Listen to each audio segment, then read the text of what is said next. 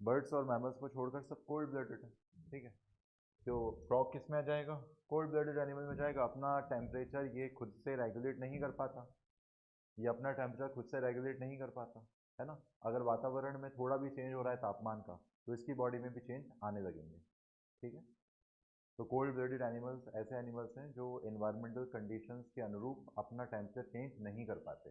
आप warm blooded इसलिए हो क्योंकि आपका टेम्परेचर 37 डिग्री सेल्सियस भी बना रहेगा 0 डिग्री सेंटीग्रेड इन्वायरमेंटल कंडीशन में भी, और 50 डिग्री सेल्सियस इन्वायरमेंटल कंडीशन में भी आपकी बॉडी का टेम्परेचर 37 डिग्री सेल्सियस बना रहेगा। इसका मतलब you are warm blooded animals. Birds and mammals are warm blooded animals. इस बात को 11वीं के नादान बच्चे कैसे याद कर सकते हैं? B M W. एक BMW होता है ई रिक्शा, एक बी एम डब्ल्यू होता है। B for birds and mammals are warm blooded. BMW का फुल फॉर्म पता चल गया आज? BMW गाड़ी आती है, बाइक भी आती है, मोटरसाइकिल्स भी आती हैं। 3, 4, 5, 6 लाख की स्टार्टिंग रेंज होती है, मुझे नहीं पता कितनी महंगी आती होंगी। 1.5, 2 लाख की तो पल्सर ही आती है ना। तो their body temperature varies with temperature of environment. Such animals are called cold blooded. सबको पता है पॉइकिलोथर्म्स। एक वर्ड आता है कोल्ड ब्लडेड, एक वर्ड आता है पॉइकिलोथर्म। पॉइकिलोथर्म्स क्या होते हैं? कोल्ड ब्लडेड एनिमल्स को ही पॉइकिलोथर्म्स बोलते हैं, ठीक है। इन्हें जो है आप याद रखेंगे, कोल्ड ब्लडेड कह लो, पॉइकिलोथर्म कह लो, बात एक ही होती है, ठीक है। इसके अलावा ये कहता है इनके पास कैमोफ्लाज की एबिलिटी होती है। ये चीज़ काम की है, कैमोफ्लाज। कैमोफ्लाज मतलब अपने वातावरण के अनुरूप अपने आप को ढाल लेना, अपने प्रीडेटर से बचने के लिए, ठीक है। अपने इर्द गिर्द सराउंडिंग जैसा दिखने लगना किसी प्रीडेटर से बचने के लिए, इसका कैमोफ्लाज। ये हर किसी के पास नहीं होता है। अभी तक हमने सिर्फ मेंढक के अब तक हमने सिर्फ गिरगिट के बारे में जाना था कि वो जो है कैमोफ्लाज दिखाता है, लेकिन आज हमने देखा कि फ्रॉग भी कैमोफ्लाज दिखाता है। फ्रॉग भी रंग बदलता है, ठीक है ना। ऐसा गिरगिट रंग बदलता है खतरा देखकर, और इंसान रंग बदलता है मौका देखकर। गिरगिट भी कंफ्यूज हो जाता है इंसान के रंग बदलने की रफ्तार देखकर। ये बात मैंने ड्रॉपर को पहले भी सुनाई थी, आज 11वीं को सुना दी, काम आएगी आगे, है ना। आगे आप भी एक नई ज़िंदगी में कदम रखोगे 12वीं के बाद, 12वीं में, है ना। क्योंकि 12वीं में ऐसा लगने लगता है कॉलेज में आ गए, कॉलेज लाइफ शुरू, क्योंकि फेयरवेल माहौल भी आता है 12वीं में। तो फेयरवेल में जब 12वीं का बच्चा विदाई देता है ना, तो विदाई के बाद वो पूरा भोपाल घूमता है ना। ऐसा तो मैं बताऊंगा आगे भी आपको, ठीक है। तो कोल्ड ब्लडेड एनिमल समझ में आ गई बात, है ना। कैमोफ्लाज समझ में आ गया। तो गिरगिट के साथ साथ, गिरगिट किस में आता है? रेप्टाइल है गिरगिट। अपना फ्रॉग क्या है? एम्फीबियन है। दोनों अलग अलग ग्रुप में है, तो दोनों के पास कैमोफ्लाज की एबिलिटी होती है। ये बात घुमा फिरा के पूछी जा सकती है। कैमोफ्लाज से एकदम से गिरगिट ही दिमाग में आता है, लेकिन हमें फ्रॉग भी याद रखना है। फ्रॉग भी रंग बदलता है, मेंढक भी रंग बदलता है, मेंढक भी रंग बदलता है, समझ गए। Productive colouration is called mimicry. Mimicry और मिमिक, मिमिक का मतलब नकल करना, ठीक है। मिमिक्री, ठीक है, और मिमिक, ये दो चीज़ आप याद रखेंगे। आप मिमिक्री अकेले याद करो। मिमिक्री मतलब किसी की नकल करना। मिमिक्री आर्टिस्ट होते हैं ना, जो बड़े बड़े एक्टर एक्ट्रेस की नकल उतारते हैं, ठीक है। वो कितनी भी अच्छी नकल उतार दें, लेकिन वो नहीं बन सकते जो वो जिसकी वो नकल उतार रहे हैं, क्योंकि वो वही है, ठीक है, समझ गए। इसलिए इस दुनिया में कॉपी करने का कोई महत्व नहीं है। आप किसी की कॉपी कर लो, आप किसी के कई जगहों पे मैंने देखा है कॉपी बहुत चलती है। कॉपी करते हैं लोग कि वो फलाना ऐसे कर रहा है तो हम भी ऐसे करेंगे। कॉपी वॉपी का अपना कोई वो वजूद नहीं है। आप अपना खुद का डेवलप करो टैलेंट, वो मायने रखता है, ठीक है। तो फ्रॉग, गिरगिट ये मिमिक्री करते हैं, ठीक है। इसके अलावा अनफेवरेबल कंडीशन में, जैसे समर्स और विंटर्स में, ये क्या करते हैं? गहरी गुफा में रहते हैं, बरों में रहते हैं, ज़मीन खोद देते हैं और उसके अंदर छुप जाते हैं, अंदर बैठ जाते हैं। एस्टिवेशन और हाइबरनेशन, दो चीज़ें समझ लो। एस्टिवेशन मीन्स क्या होता है? Aestivation means summer sleep, summer sleep, और हाइबरनेशन मतलब विंटर स्लीप, विंटर स्लीप। ठीक है, देखो तुम हीटर कब चलाते हो? सर्दियों में। सर्दी में हीटर चलाओगे मतलब हाइबरनेशन। विंड गर्मी में क्या चलाते हैं? समर्स में क्या चलाते हैं? एसी। तो एसी से A for aestivation, S for summer sleep. तो एस्टिवेशन मतलब समर स्लीप, हाइबरनेशन मतलब विंटर स्लीप। याद हो गया? एच से हीटर, हीटर कब चलाओगे? ठंड लगेगी। अभी घर जाके चला लेना, टोपा लगा देना, क्योंकि छोटे बच्चों को सर्दी लग जाती है। और फिर भी अगर सर्दी बैठ गई तो, क्योंकि एग्जाम भी आने वाले हैं, तो ख्याल रखना पड़ेगा, है ना। इसमें इनबिल्ट टोपा नहीं है, लगा लगा है टोपा नहीं है जैकेट में। वो अच्छे से एक मैचिंग का टोपा भी दे देना था। दो कलर मिले नहीं थे क्या सेम रंग के टोपे? बहुत ज़रूरी है। ठंड बैठ जाएगी, तो ठंड बैठ जाएगी तो आप पेपर बिगाड़ के आओगे, और मैं नहीं चाहता आपका पेपर बिगड़े, है ना। चलिए, तो एस्टिवेशन मीन्स समर स्लीप, और हाइबरनेशन मीन्स विंटर स्लीप। समझ में आ गई बात कि नहीं आ गई? आ गई।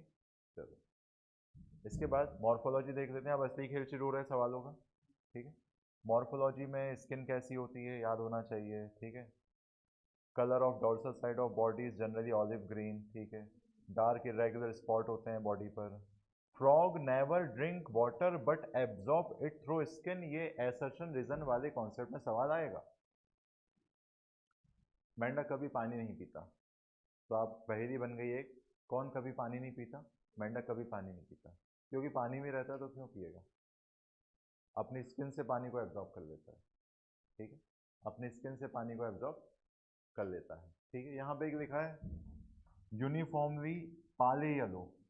पाले लिखा है कि पेल लिखा है? पेल लिखा है।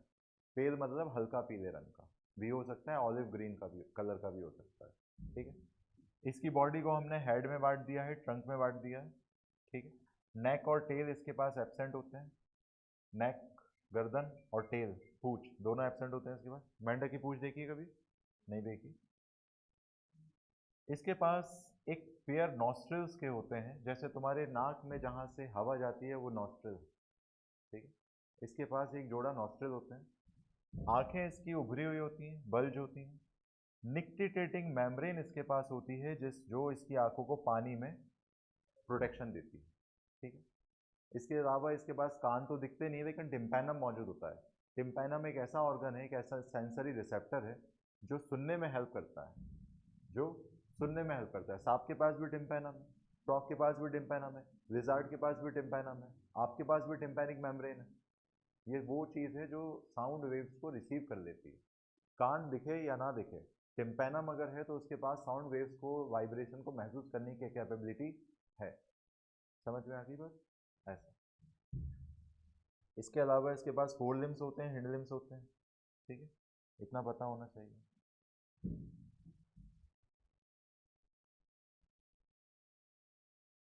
इसके ये फोर लिम, हिंड लिम स्विमिंग में, वॉकिंग में, लीपिंग में, विलीपिंग मतलब उछलना। मेंढक जैसे अपन कुएं के मेंढक बन जाते हैं, 10 बच्चों में जैसे अपना नंबर 1 आ गया तो अपन बन सकते हैं। ठीक, तो वो नहीं बनना है अपन को, तो उसी को बोलते हैं लीपिंग, है ना। तो अपन को लीप नहीं करना है। बरोइंग।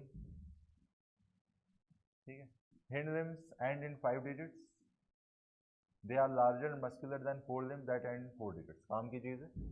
मेंढक के जो आगे के लिम्स होते हैं उनमें 4 डिजिट्स होते हैं, 4 उंगलियां होती हैं। ठीक, और जो हिंड लिम होते हैं उसमें 5 उंगलियां होती हैं। अपने आप में एक सवाल है, हिंड लिम में 5 उंगलियां, फोर लिम में 4 उंगलियां। फोर लिम में 4 उंगलियां, हिंड लिम में 5 उंगलियां। याद हो गया? आगे 4 पीछे 5, आगे 4 पीछे 4, 5 फ्रॉग के पास। आगे 4 पीछे 5 किसके पास? फ्रॉग के पास। आगे 4 पीछे 5 किसके पास? फ्रॉग के पास। आगे 4 पीछे 5 किसके पास? फ्रॉग के आगे, यानी फोर लिम में 4 डिजिट्स हैं। 4 डिजिट्स, 4 टांगे नहीं, 4 डिजिट्स। और पीछे 5 डिजिट्स वाली टांगे हैं। याद हो गया? चलिए, frog exhibit sexual dimorphism. What is the meaning of sexual dimorphism? ये लाइन काम की है, ये सबके लिए काम का है। ये एक और चैप्टर है उसमें भी देखने को मिलता है, एनिमल किंगडम नाम के चैप्टर, बायोलॉजिकल क्लासिफिकेशन में एनिमल किंगडम में भी आपको सेक्सुअल डायमॉर्फिज्म नाम का एक वर्ड देखने को मिलता है। ठीक है, सेक्सुअल मतलब सेक्स ऑर्गन, डाय मतलब दो, मॉर्फिज्म मतलब मॉर्फोलॉजी, है ना। तो मेल की मॉर्फोलॉजी अलग है, फीमेल की मॉर्फोलॉजी अलग है, मतलब ये बायसेक्सुअल नहीं है। सेक्सुअल डायमॉर्फिज्म यूनिसेक्सुअलिटी की ओर इशारा करता है। सेक्सुअल डायमॉर्फिज्म यूनिसेक्सुअलिटी की ओर इशारा करता है। सेक्सुअल डायमॉर्फिज्म यूनिसेक्सुअलिटी की ओर इशारा करता है। आई बात समझ में? यूनिसेक्सुअलिटी की ओर इशारा करता है कौन? Sexual dimorphism. याद हो गया इतना? ठीक है।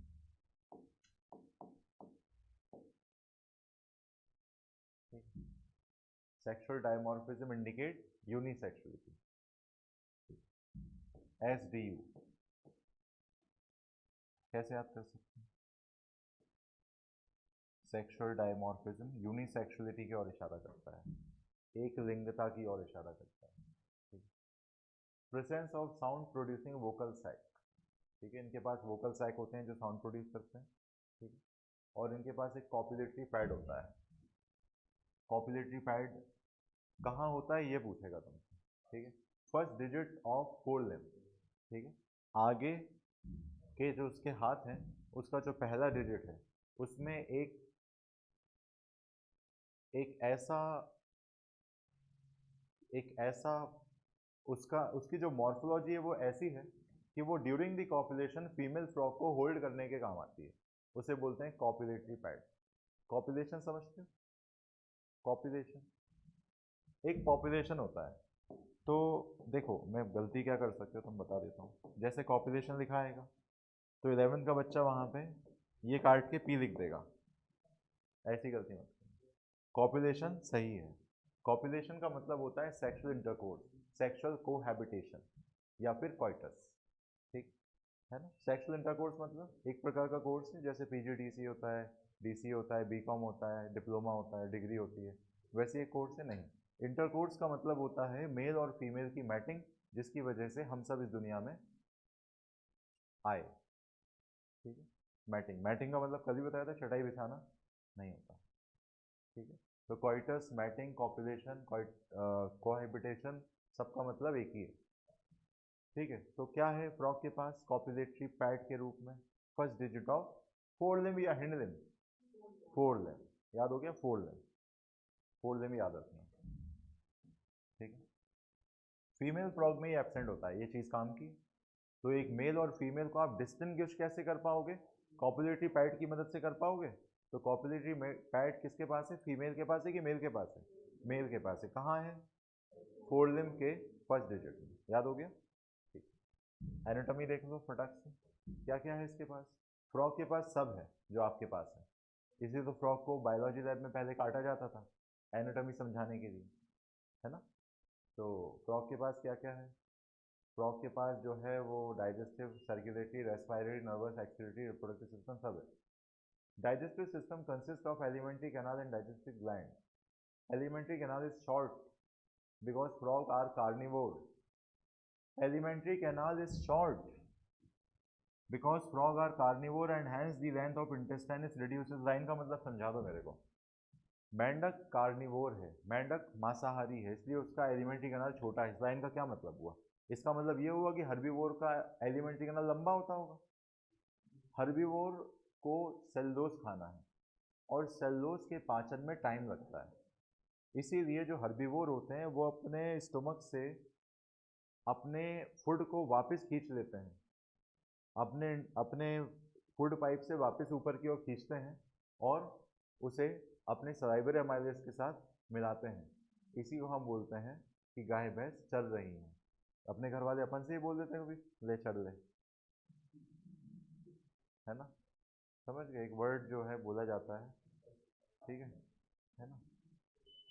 समझ रहे बात को? तो अपना भी काम यही है। अभी जाएंगे, मिल जाएंगे फेंकी हुई रोटी, खा लेंगे। मान सम्मान तो आपका है नहीं कुछ। ठीक है, जाएंगे घर, कोई ताना सुनने को मिल जाएगा, हर कोई कुछ भी सुना के चला जाएगा, है ना। नंबर नंबर कम आएंगे, वो नंबर अपने घर पे बताए तो वो अच्छे आएंगे तो पुराने के मार्क्स कंपेयर करेंगे, है ना। और अच्छे आए तो और ज्ञान दे देंगे, ये भी कर लो वो भी कर लो, कम आए तो डांट पड़नी पड़नी है। ठीक है। तो कहने का जो मतलब है वो ये है कि गाय भैंस बकरी क्या करते हैं, वो अपने स्टोमक में पड़े हुए खाने को वापस खींच लेते हैं और मुंह में वापस लाके कोने में बैठ के चबाते रहते हैं। आपने देखा होगा गाय भैंस को कोने में बैठ के आराम से वो रोड पे बैठ जाती हैं कहीं भी। गरम गरम भी लगता है थोड़ा। अभी बारिश के मौसम में तो नहीं, सर्दी के मौसम में तो नहीं, लेकिन गर्मी थोड़ा सा बारिश के मौसम आपने देखा होगा, रोड पे आके गैया बैठ जाती हैं, तो एक प्राकृतिक चौराहा बन जाता है वहाँ पे, है ना। सारी गाड़ी ऐसे निकल के डाइवर्जन बना देती हैं गाय। और हटती भी नहीं कि आप कितना भी हॉर्न में चलाओ, आप हटा के दिखा दो। समझ गए। फिर एक दादा आते हैं पास की कहीं से, वो डंडा दे के आते हैं, वो हर्ट हर्ट, तो गाय साइड हो जाती है ना। और कुछ आंटियां भी निकलती हैं, उनका यही करने में, तो यही करती रहते हैं, नहीं गाय नहीं हटती यहाँ पे। ठीक। तो मेरा जो कहने का मतलब है वो ये है कि गाय भैंस बकरी जुगाली करती हैं, इसको जुगाली बोलते हैं, है ना। समझ गए, है ना? तो ऐसी कौन सी गाली है जो बकी नहीं जाती? जुगाली। गाय भैंस बकरी करते हैं। ठीक है, याद रहेगा आपको। तो आपको इतना याद रखना है कि जो हर्बीवोर होते हैं ना, हर्बीवोर, उसका हर्बीवोर को अपने स्मॉल इंटेस्टाइन में, हर्बीवोर को जो स्टार्च का डाइजेशन करना है, सेलुलोज का डाइजेशन करना है, उसमें बहुत टाइम लगना है। इसलिए उनका जो एलिमेंट्री कैनाल लंबा रहेगा। और प्रोटीन का डाइजेशन बहुत कम समय लेता है। इसलिए जो लोग प्योरली कार्निवोर होते हैं, मांसाहारी होते हैं, वो, उनका इंटेस्टाइन क्या रहता है, थोड़ा सा रिड्यूस होता है, मतलब एलिमेंट्री कैनाल छोटा होता है। तो एलिमेंट्री कैनाल किसका छोटा है? कार्निवोर्स का छोटा होता है एलिमेंट्री कैनाल। कार्निवोर्स का, कार्निवोर ऐसे लिखते हैं, हर्बीवोर ऐसे लिखते हैं। स्पेलिंग भी सेम ही है, मतलब सेम डिजिट्स आ रहे हैं, तो वैसे याद हो नहीं पाएगा।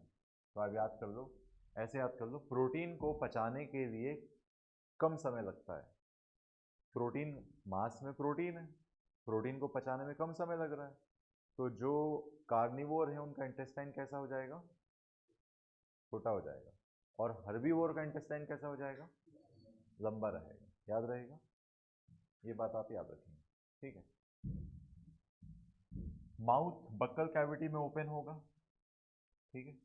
Oesophagus through pharynx, oesophagus is a short tube that open into stomach, ये सबको पता है अपने जैसे सिस्टम में पूरा, है ना। बक्कल कैविटी आपका गला, एक, सॉरी, बक्कल कैविटी आपका मुंह, आपने मुंह खोला, जो दिखा आपको नज़ारा वो आपकी बक्कल कैविटी है ना। तो ऐसे कौन से बक्कल हैं जो लगाए नहीं जाते? Buccal cavity. ठीक है। ऐसी कौन से बक्कल हैं जो लगाए नहीं जाते और हर बार वाले नहीं रखते उनको? Buccal cavity. समझ गए। तो बक्कल कैविटी मतलब मुख गुहा, मुंह खोल के जो दिखे वो बक्कल कैविटी। ठीक है। अच्छा। लिवर बाइल बनाता है। ठीक है। ये देख लो भाई, हार्ट है, ईसोफेगस है, लिवर है, स्टमक है, इंटेस्टाइन है, रेक्टम है, यूरिनरी ब्लैडर है, क्लोएका है। What is cloaca? Cloaca is a common single chamber where urogenital tract open.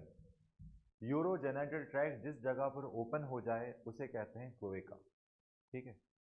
Anal reason मतलब रेक्टम भी वहीं, रेक्टम अलग से खुल रहा है क्या?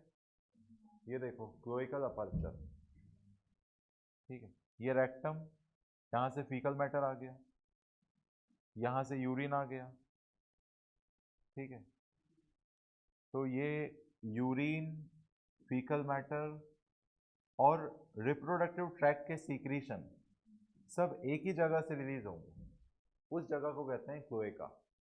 क्लोएका। ठीक है। यूजुअली क्या होता है, अगर हम अपनी बात करें तो फीमेल्स के पास वेजाइनल सीक्रेशन निकालने के लिए अलग ओपनिंग है, जिसको वेजाइनल ऑरिफिस बोलते हैं। यूरिन निकालने के लिए अलग ओपनिंग है, जिसको यूरेथ्रल ऑरिफिस बोलते हैं। फीकल मैटर निकालने के लिए अलग ओपनिंग है जिसे एनस कहते हैं। Anus is the name of opening. ठीक है।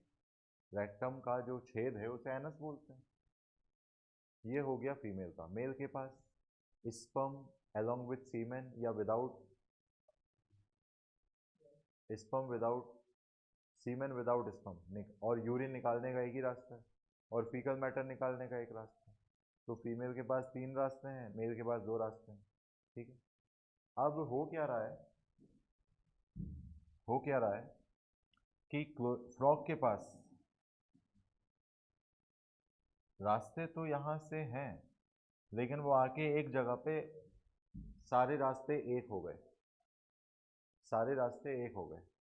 जैसे आपने धूम मूवी देखी होगी, सब कुछ चुरा लेते हैं, है ना, तो आगे चलकर सब एक जगह मिल गए, ठीक है। जैसे अंशु सर ने प्लान बनाया पिकनिक ले जाएंगे आपको सेक्शन के बाद, पिकनिक लेके जाते हैं, वो अभी लेके गए थे कुछ लोग, बहुत शौक है उनको पिकनिक ले जाने का, और लेके हर बार वहीं जाते हैं जहाँ पे वो पसंद करते हैं जाना। एक कोई सा एक रानी महल है बहुत बड़ा, है ना, ऐसा, तो ऐसा है। तो कहने का जो मतलब है वो ये है कि यहाँ से यूरिन आ रहा है, यहाँ से फीसेस आ रहा है, यहाँ से रिप्रोडक्टिव ट्रैक्ट का कोई सीक्रेशन आ रहा है, तीनों आके एक जगह पे मिल जाएंगे। जिस जगह पे वो मिलेंगे और बाहर आएंगे उस जगह को क्या बोलेंगे? क्लोएका। क्या बोलेंगे? क्लोएका। समझ में आ गई क्लोएका वाली बात? क्लोएका समझ में आ गया? क्लियर होगी कहानी? चलिए आगे देखते हैं। इसके बाद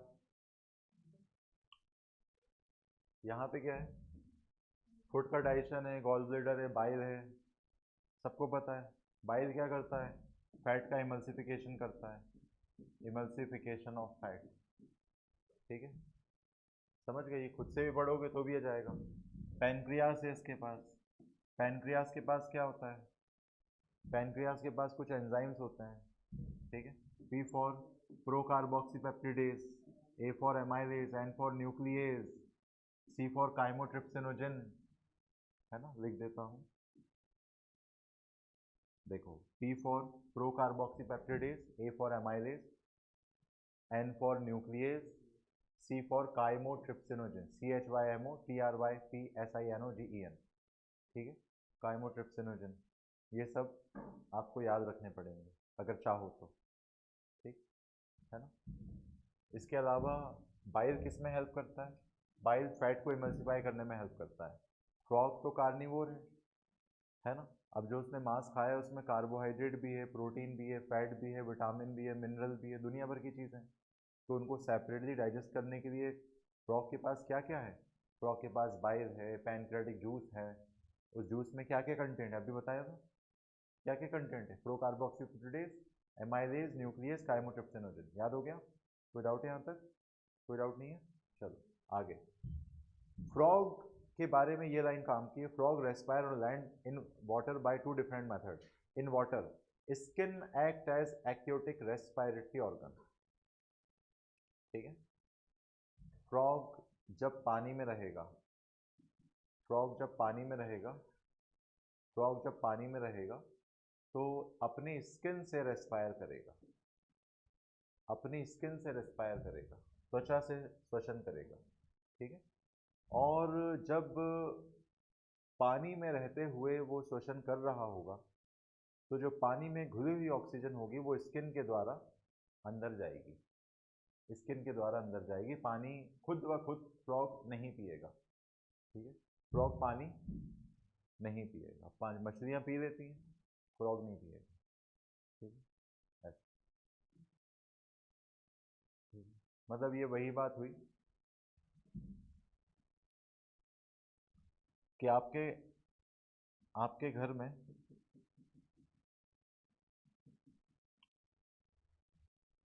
आपके घर में केक की फैक्ट्री है और चारों तरफ आप केक ही आपकी दुकान है, अच्छी बड़ी सी दुकान है आपकी केक की, ठीक है, आप केक बनाते हो वहाँ पे, केक बनते हैं, मतलब आपके यहाँ बहुत पैसा है बिजनेस में, केक बनाते हो आप, क्योंकि हर हर चीज़ में तो केक कटता है आजकल, हर चीज़ में तो केक कटता है आजकल। न्यू ईयर पे तो 50-50 रुपए के मिलते हैं, रोड पे ही खड़े हो जाते हैं केक, है ना, वो आजकल वो चल गया है माइक, उसमें आवाज़ रिकॉर्ड कर दो, केक 50 रुपये, केक 50 रुपये, ऐसे बोलते हैं।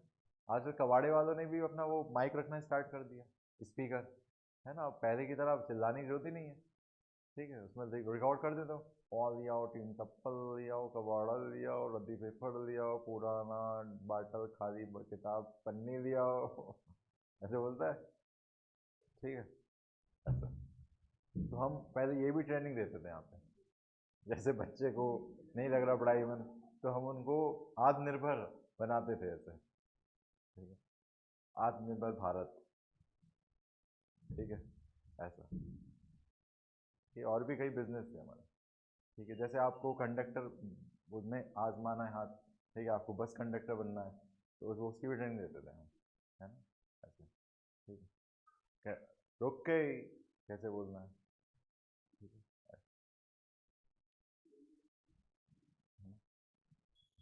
चलो। तो डिजॉल्व्ड ऑक्सीजन समझ में आ गया आपको, पानी में घुली हुई ऑक्सीजन फ्रॉग कैसे इनहेल करेगा, इनहेल नहीं करेगा, स्किन से एब्जॉर्ब करेगा, ठीक है।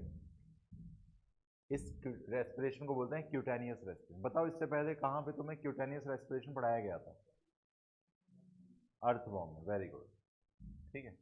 इसके अलावा on land buccal cavity, skin and lung ऐसा रेस्पिरेटरी ऑर्गन। जब जमीन पर रहेगा तो मेंढक कैसे करेगा रेस्पिरेशन? स्किन से भी कर सकता है, लंग से भी कर सकता है, और बक्कल कैविटी से भी कर सकता है। जमीन पर अगर मेंढक बैठा है तो तीन जगह से रेस्पायर कर रहा है, बक्कल कैविटी, लंग्स और स्किन। पानी में है तो सिर्फ स्किन। समझ में आई बात? ये लाइन याद रखना। ज़मीन पे है तो तीन चीज़ों से रेस्पायर कर सकता है, पानी में है तो सिर्फ एक चीज़ से रेस्पायर कर सकता है। याद हो गया? इसके अलावा लंग्स जो हैं उनमें अल्वेलाई भी होंगे इसके, जो एक्सचेंज ऑफ गैसेस में हेल्प करेंगे, ठीक है।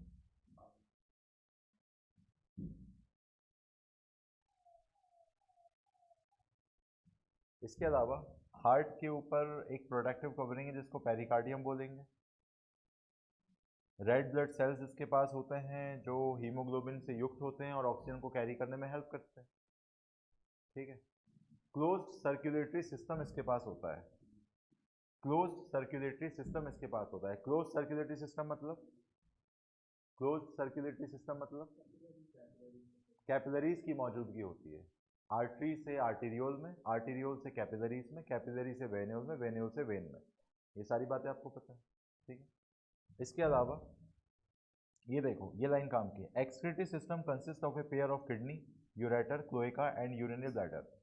These are compact, dark, red and bean-like structures situated a little posteriorly in the body cavity on both sides of vertebral column. Each kidney is composed of several structural and functional units called uriniferous tubule और nephrons. Two ureters, ठीक है, सबको पता है यार। अब आप अपने आप को देख लो और फ्रॉग को देख लो, बात एक ही है, ठीक। मतलब आप मेंढक को देख के सेम पिंच बोल सकते हो, ठीक है ना। कल को आपको भी बोले तुम और मेंढक में कई सारी समानताएं हैं तो तुम्हें बुरा लग जाएगा क्या? क्योंकि जो बोल रहा है उसमें भी समानता है ना। तो आप उसको क्या बोल सकते हो? कुछ ही बोल सकते हो। चलो, समझ में आ गया इतना, ठीक। इसके बाद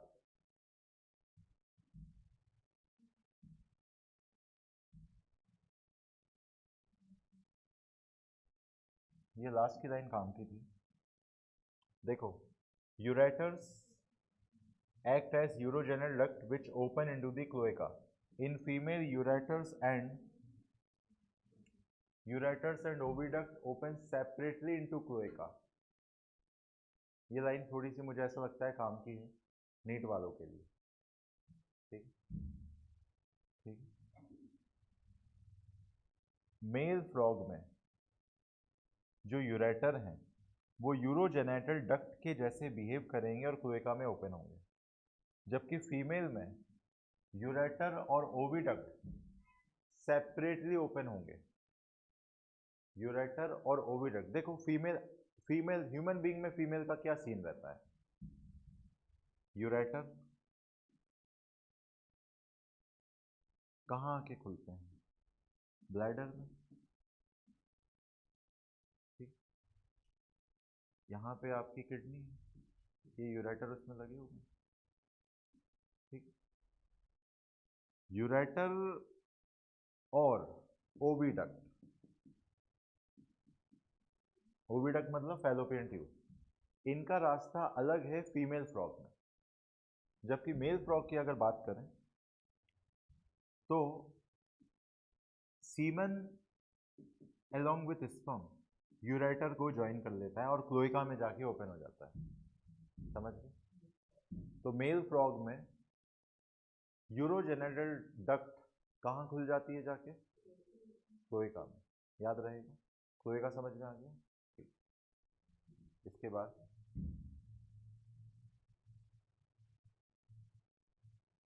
सिंपैथेटिक एंड पैरासिम्पैथेटिक के बारे में सुना है कभी आपने? एक और चीज, the frog excrete urea and thus it is a ureotelic animal. Frog क्या एक्सक्रीट करता है? यूरिया निकालता है, ठीक है। यूरिक एसिड तो नहीं बोलोगे, यूरिया निकालता है। आप कहोगे सर पानी में रहने वाले तो अमोनिया निकालते हैं। ऐसा कोई फैक्ट नहीं है कि पानी में रह रहा है तो अमोनिया निकालेगा। वैसे भी ये पानी में कुछ समय के लिए रहता है, ठीक है। क्या निकालना पसंद करता है? यूरिया। यूरिया को बाहर निकालने के लिए ना तो पानी की रिक्वायरमेंट बहुत ज़्यादा है ना बहुत कम है। ये बात समझ में आई, है ना? एमोनिया को बाहर निकालने के लिए पानी ज़्यादा चाहिए, यूरिक एसिड को बाहर निकालने के लिए पानी सबसे कम चाहिए, और यूरिया बाहर निकालने के लिए ना पानी बहुत ज़्यादा चाहिए ना बहुत कम चाहिए। समझ में आ गई बात? चलो, इसके बाद फोर ब्रेन होता है इसके पास, ठीक है। मेडुला होता है, सेरेबेलम होता है। आपने न्यूरल कंट्रोल एंड कोऑर्डिनेशन में सब पढ़ा है अपने बारे में, ठीक है। फिर इसके पास जो है वो आंखें होती हैं जो किस तरह का इमेज दिखाती हैं? आंखें उभरी हुई होती हैं। कौन सी लेयर से प्रोटेक्टेड होती हैं आंखें? निक्टिटेटिंग मेम्ब्रेन से, ओके। एक्सटर्नल लेयर एब्सेंट होता है कि प्रेजेंट होता है? External layer. मेंढक के कान दिखते हैं? नहीं दिखते, ठीक है।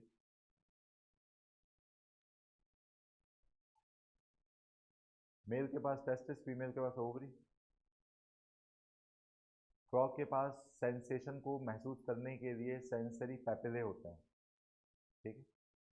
टेस्ट बर्ड्स भी होते हैं, स्मेल, विजन, टिम्पैनम, ठीक। आगे देखते हैं। Finally, it communicates with urogenital duct that come out of the kidney and open into the cloaca. Cloaca is a small median chamber that is used to pass fecal matter, urine and sperm to the exterior. वो आपसे cloaca पर सवाल पूछेगा। 11वीं के नादान बच्चों से फ्रॉग पे अगर कोई सवाल आएगा तो क्लोएका पर आएगा। वो यही पूछ सकते हैं कि एम्फीबियन का मतलब क्या होता है। Frog, why frog is called amphibian, ये भी आ सकता है ना? तो कर लोगे, क्लोएका कर लोगे। क्लोएका मतलब common pathway, common chamber for urogenital opening and secretion of alimentary canal.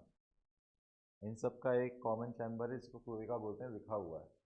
Cloaca इसे small medium chamber that is use to pass faecal matter, urine and sperm, ठीक है। स्पर्म, फीसेस और यूरिन को बाहर निकालने में क्या चाहिए? क्लोएका चाहिए फ्रॉग में, ठीक है। एक फीमेल 2500 से 3000 ओवा एट ए टाइम रिलीज करती है, ठीक है। फ्रॉग क्यों ज़रूरी है खेत में?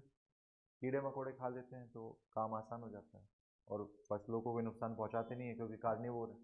तो मेंढक गांव खेड़ों में तुमने देखा होगा, थोड़ा सा पानी इकट्ठा रहता है, वहाँ पे आवाज़ आती रहती है गांव में मेंढक के टटराने की पानी में, है ना?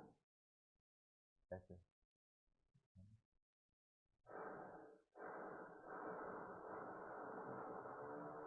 ये देखो, यहाँ पे भी एक मेंढक रहता है।